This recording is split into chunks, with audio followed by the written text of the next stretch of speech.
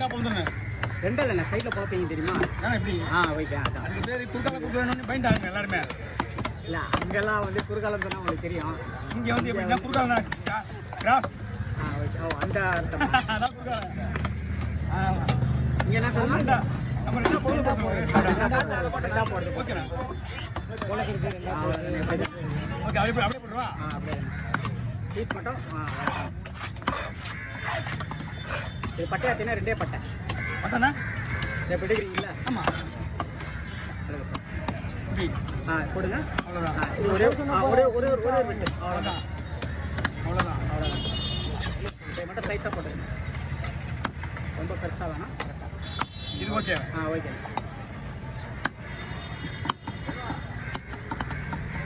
ஓ